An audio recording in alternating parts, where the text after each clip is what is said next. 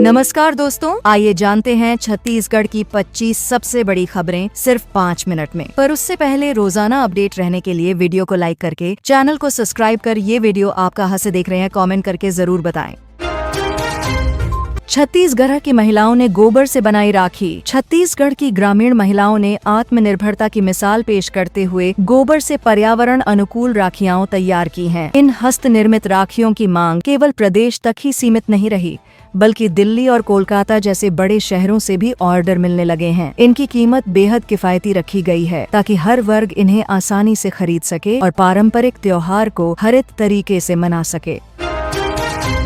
SICR ने 3 महीने में कैंसिल की 2000 ट्रेनें। दक्षिण पूर्व मध्य रेलवे SICR ने बीते 3 महीनों में 2000 ट्रेनों को निरस्त कर दिया, जिनमें से करीब 48% ट्रेनों का संचालन रायपुर रूट से होता था। इसके अलावा लगभग 11,000 ट्रेनों को देरी से चलाया गया। हालांकि रेलवे ने यह स्पष्ट नहीं किया कि इन परिवर्तनों से कुल कितने यात्री प्रभावित हुए। यह स्थिति यात्रियों को काफी असुविधा में डाल रही है और समयबद्ध यात्रा एक चुनौती बन गई है। जशपुर में भूकंप के झटके। जशपुर जिले में आज सुबह भूकंप के हल्के झटकों से दहशत का माहौल बन गया। सुबह 7:28 पर जैसे ही धरती में हलचल हुई, पंखे और बर्तन हिलने लगे, जिससे लोग घरों से बाहर निकल आए। भूकंप की तीव्रता 4.1 मापी गई, जो मध्यम श्रेणी का था। किसी बड़े नुकसान की खबर नहीं है, लेकिन लोगों में डर का माहौल बना हुआ है। मैं परेशान हूं क्योंकि किसान हूं। साइकिल यात्रा से जताया विरोध। जिला पंचायत सदस्य ने किसानों की समस्याओं की ओर ध्यान आकर्षित करने के लिए एक अनोखा तरीका अपनाया। उन्होंने अपने कुर्ते पर "मैं परेशान हूं क्योंकि मैं किसान हूं" लिखवाकर साइकिल यात्रा निकाली। यह प्रदर्शन किसानों की पीड़ा को सरकार और समाज के सामने लाने का एक शांतिपूर्ण प्रयास है, जो सोशल मीडिया पर भी काफी चर्चा में है। नरहरा जलप्रपात में रेलिंग के सहारे बचे 2 युवक। धमतरी जिले के नरहरा जलप्रपात में 2 युवकों की जान उस समय बच गई जब वे तेज बहाव में बहते हुए रेलिंग के सहारे खुद को बचा पाए। घटनास्थल पर मौजूद लोगों ने तुरंत मदद की, जिससे वे 15 फीट गहरी खाई में गिरने से बच गए। घटना का वीडियो भी सामने आया है, जो सावधानी बरतने की सीख देता है। 1320 मेगावाट के नए प्लांट का काम अगले माह से। राज्य में ऊर्जा क्षेत्र को मजबूती देने की दिशा में 1320 मेगावाट के नए ताप विद्युत संयंत्र का कार्य अगले माह से शुरू किया जाएगा। इस प्रोजेक्ट के लिए 140 पदों को स्वीकृति मिल चुकी है। इससे न केवल बिजली आपूर्ति सशक्त होगी, बल्कि युवाओं को रोजगार के अवसर भी मिलेंगे। यह योजना राज्य के औद्योगिक विकास को गति देने वाली मानी जा रही है। हेडमास्टर टीचर नहीं जानते 11-12 की स्पेलिंग। बलरामपुर जिले के एक प्राथमिक स्कूल में शैक्षणिक व्यवस्था की स्थिति चिंताजनक रूप से उजागर हुई, जब यह पता चला कि वहां के शिक्षक 11 और 12 की अंग्रेजी वर्तनी तक नहीं जानते। यही नहीं, स्कूल के बच्चों को मुख्यमंत्री का नाम भी नहीं पता था। शिक्षकों ने जानकारी दी कि वे GK की किताब से बच्चों को सिखाने का प्रयास करेंगे। यह मामला शिक्षा व्यवस्था की गुणवत्ता पर सवाल खड़ा करता है।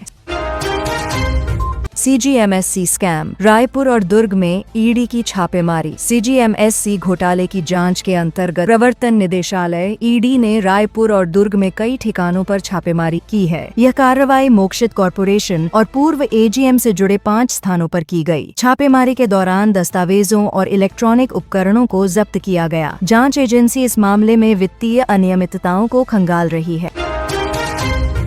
कमजोर पड़ेगा मानसून, बिजली गिरने का अलर्ट। छत्तीसगढ़ में मानसून की रफ्तार कमजोर पड़ती दिख रही है। बीते 2 दिनों में राज्य में केवल 20 मिलीमीटर बारिश दर्ज की गई है। मौसम विभाग ने आज बेमेतरा, धमतरी समेत 10 जिलों में बिजली गिरने का अलर्ट जारी किया है। मौसम विशेषज्ञों का कहना है कि 2-3 दिनों में फिर से परिवर्तन संभव है। किसानों और ग्रामीणों को सतर्क रहने की सलाह दी गई है। अटल उत्कृष्ट शिक्षा योजना का शुभारंभ। राज्य सरकार ने श्रमिक वर्ग के बच्चों के लिए अटल उत्कृष्ट शिक्षा योजना की शुरुआत की है। इस योजना के अंतर्गत जरूरतमंद बच्चों को निःशुल्क आवासीय शिक्षा दी जाएगी। इसका उद्देश्य वंचित वर्ग के बच्चों को गुणवत्तापूर्ण शिक्षा देना और उन्हें समाज की मुख्य धारा से जोड़ना है। यह पहल शिक्षा के क्षेत्र में एक महत्वपूर्ण कदम मानी जा रही है। स्मार्ट सिटी प्रोजेक्ट में 600 करोड़ खर्च। बिलासपुर शहर को हाईटेक बनाने के लिए स्मार्ट सिटी प्रोजेक्ट के अंतर्गत 600 करोड़ रुपए से ज्यादा की लागत खर्च हो चुकी है, लेकिन इसके बावजूद शहर में सुविधाओं की आधुनिकता अब तक दिखाई नहीं दे रही। अब शहर के हर कोने में सीसीटीवी कैमरे लगाने का काम आम जनता की भागीदारी से किया जाएगा, जिसकी निगरानी और संचालन नागरिकों की एक विशेष कमेटी द्वारा किया जाएगा। गांव में भालुओं का आतंक। छत्तीसगढ़ के गांव में भालुओं का आतंक लगातार बढ़ता जा रहा है। हालात ऐसे हो गए हैं कि अब ये जंगली भालू लोगों के घरों में घुसकर खाने पीने के सामान जैसे गुड़ और शक्कर खा रहे हैं और घरेलू सामानों को नुकसान पहुंचा रहे हैं। स्थानीय लोग भय में जी रहे हैं और वन विभाग से बार बार सुरक्षा की मांग कर रहे हैं ताकि ग्रामीण इलाकों में जीवन सामान्य हो सके। राशन विक्रेता संघ अध्यक्ष की दुकान सस्पेंड। बिलासपुर में राशन विक्रेता संघ के अध्यक्ष की दुकान को निलंबित कर दिया गया है। उन पर आरोप है कि उन्होंने चावल के बदले उपभोक्ताओं से पैसे लिए, जिसका एक वीडियो सोशल मीडिया पर तेजी से वायरल हुआ था। प्रशासन ने इस वीडियो की पुष्टि होने पर उन्हें नोटिस भेजा था और जवाब संतोषजनक न मिलने पर उनके विरुद्ध यह सख्त कार्रवाई की गई है। सीएम फेलोशिप के आवेदन का आज अंतिम दिन। छत्तीसगढ़ में युवाओं के लिए शुरू की गई सीएम फेलोशिप योजना के लिए आवेदन करने का आज अंतिम अवसर है। इस योजना के तहत चयनित उम्मीदवारों को विभिन्न विभागों में काम करने का मौका मिलता है और उन्हें अच्छा मानदेय भी दिया जाता है। 7 अगस्त को इस योजना के लिए स्किल टेस्ट आयोजित किया जाएगा, जिसमें चयन प्रक्रिया के तहत योग्यता की जाँच की जाएगी।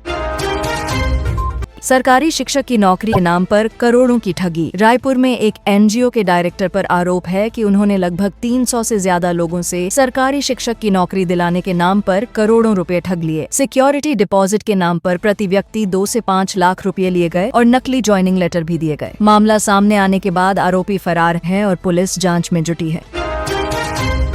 तोमर ब्रदर्स को हाईकोर्ट से राहत। तोमर ब्रदर्स के मकान को तोड़ने की प्रशासनिक कार्रवाई पर हाईकोर्ट ने फिलहाल अस्थायी रोक लगा दी है। कोर्ट ने प्रशासन से इस मामले में विस्तृत जवाब भी मांगा है। मामले की सुनवाई के दौरान याचिकाकर्ता की ओर से दस्तावेज प्रस्तुत किए गए, जिनके आधार पर फिलहाल कोई तोड़फोड़ न करने का निर्देश दिया गया है। अब अगली सुनवाई पर निर्णय संभावित है।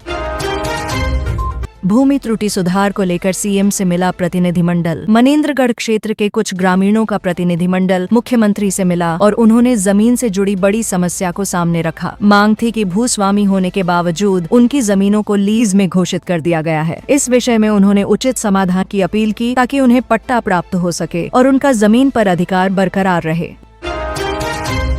रायपुर के 90 गांवों में जमीन खरीद बिक्री पर रोक। राजधानी रायपुर के आसपास के 90 से ज्यादा गांवों में फिलहाल जमीन की खरीद बिक्री पर प्रशासनिक रोक लगा दी गई है। इस निर्णय के पीछे 4 बड़े सरकारी प्रोजेक्ट्स की शुरुआत है, जिसके लिए जमीनों का सीमांकन और अधिग्रहण जरूरी माना जा रहा है। अधिकारियों के अनुसार यह कार्य पूरा होते ही सामान्य खरीद बिक्री की प्रक्रिया फिर से शुरू की जाएगी। मनरेगा कर्मियों की ईपीएफ राशि का गबन। मनरेगा योजना के तहत कार्यरत कर्मियों की ईपीएफ राशि के गबन का मामला सामने आया है। जांच में यह पाया गया कि लेखापाल और ऑपरेटर ने मिलकर बड़ी रकम का गलत तरीके से उपयोग किया। जैसे ही मामला प्रकाश में आया, दोनों को गिरफ्तार कर लिया गया और अब उनके खिलाफ आगे की कार्रवाई की जा रही है। प्रशासन ने मामले की जाँच तेज कर दी है।